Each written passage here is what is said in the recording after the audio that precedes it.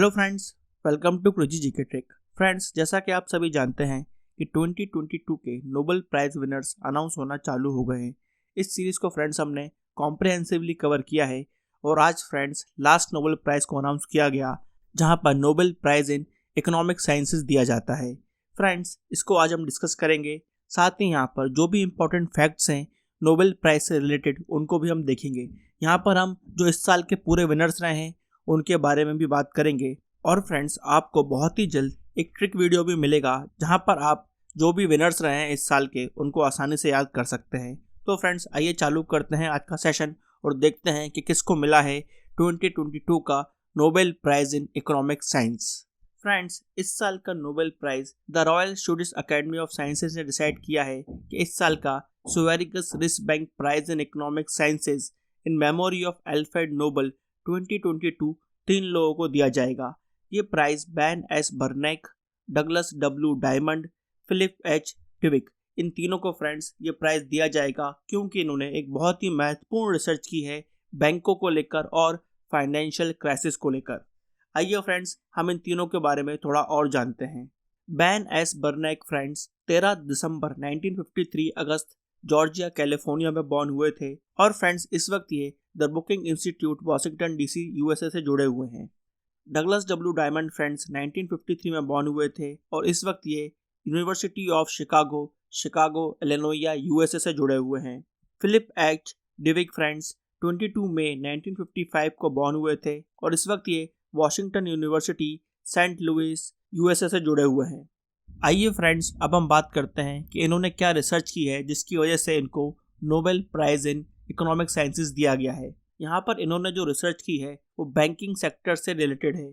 यहाँ पर इन्होंने बताया है कि किस तरह से बैंकों में अगर क्राइसिस आती है तो वो एक बड़े फाइनेंशियल क्राइसिस का रूप ले सकती है, और जब बड़े बैंक गिरना चालू होते हैं तो फिर वो एक पूरी इकोनॉमिक क्राइसिस को जन्म देते हैं, जिसको रेक्टिफाई करने में, सुधारने में सालों लग जाते हैं।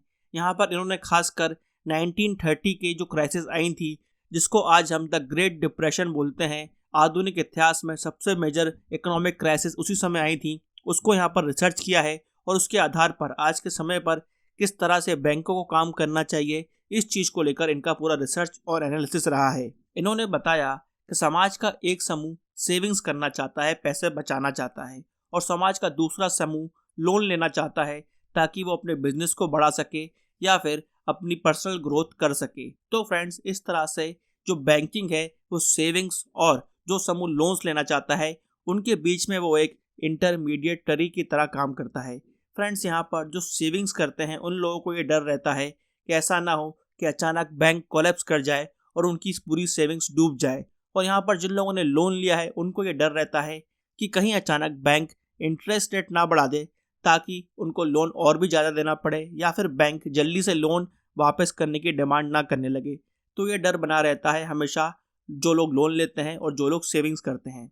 यहाँ पर फिर रोल आता है फ्रेंड गवर्नमेंट का।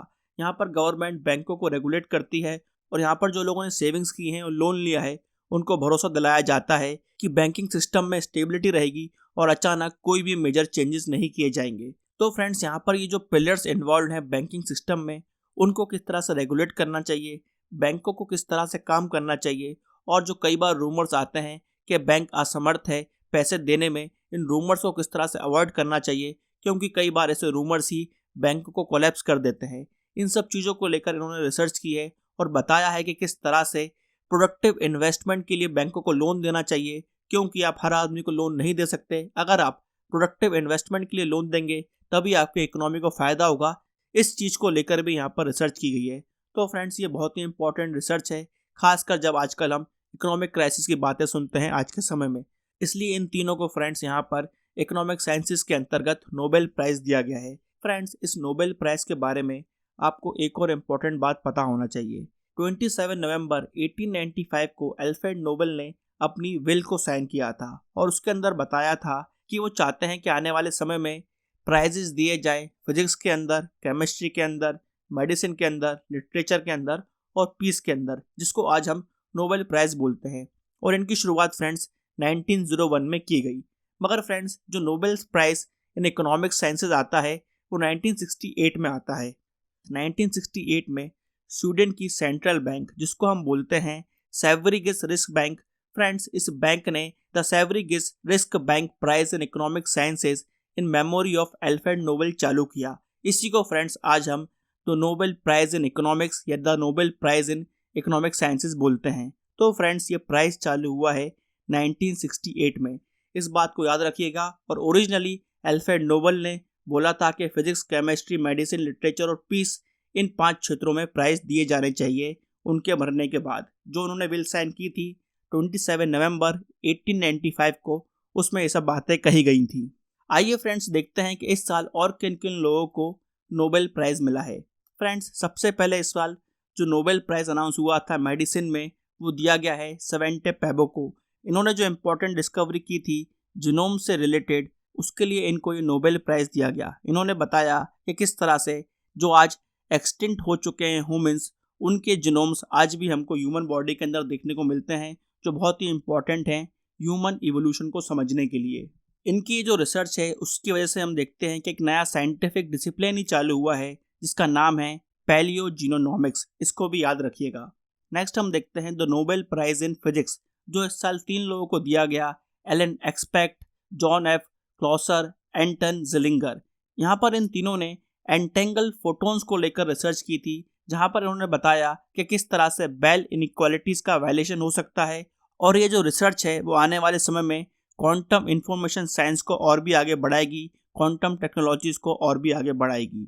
नेक्स्ट हम देखते हैं the Nobel prize in chemistry, जो इस साल 3 लोगों को दिया गया है, Carolyn R Bertozzi, Morten Meldal और के बेरी शार्पलेस। फ्रेंड्स, यहाँ पर के बेरी शार्पलेस को ये दूसरा नोबेल दिया गया है, इसको भी आप यहाँ पर याद रखिएगा। फ्रेंड्स, इन्होंने इंपॉर्टेंट रिसर्च की है क्लिक केमिस्ट्री को लेकर और बायो ऑर्थोगोनल केमिस्ट्री को लेकर। फ्रेंड्स, ये जो रिसर्च है आने वाले समय में कैंसर ट्रीटमेंट के लिए बहुत ही यूजफुल साबित होगी, ऐसा बताया जा रहा है। इसके बाद हम देखते हैं friends the Nobel prize in literature, जो इस साल दिया गया है एनी अर्नौक को। फ्रेंड्स, ये एक फ्रेंच ऑथर हैं। इन्होंने जो करेज दिखाया है और जिस तरह से इन्होंने अपनी राइटिंग के थ्रू जो सोशल एम्पावरमेंट की बात की है और जो सोसाइटी के अंदर हमको असमानता देखने को मिलती है, उसको उजागर किया है अपनी पर्सनल मेमोरीज के थ्रू। इस चीज़ को देखते हुए यहाँ पर इनको साहित्य का नोबेल प्राइज़ दिया गया है। फिर हम देखते हैं the Nobel peace prize. Friends, ये भी 3 लोगों को दिया गया है। यहाँ पर एलेक्स बर्नेट्स्की जो वेनेजुएला के हैं, उनको ये प्राइज़ दिया गया। मेमोरियल जो रशिया की एक संस्था है, उसको ये दिया गया है। और the centre for civil liberties जो फ्रेंड्स यूक्रेन की है, उसको यहाँ पर ये नोबेल प्राइज़ इन पीस दिया गया है। तो फ्रेंड्स, ये हैं 2022 के नोबेल प्राइज़ विनर्स। फ्रेंड्स, आइए कुछ और इम्पोर्टेंट पॉइंट्स देखते हैं नोबेल प्राइज़ के बारे में। Friends, the Royal Swedish academy of sciences जो है वो नोबेल प्राइज़ देती है फिजिक्स का और केमिस्ट्री का। मेडिसिन और फिजियोलॉजी में द नोबेल प्राइज़ दिया जाता है कैरोलिंस्का इंस्टीट्यूट द्वारा। फ्रेंड्स, लिटरेचर का Nobel prize the Swedish academy द्वारा दिया जाता है। पीस का नोबेल प्राइज़ दिया जाता है नॉर्वेजियन कमेटी द्वारा, जो इलेक्ट की जाती है नॉर्वेजियन पार्लियामेंट द्वारा।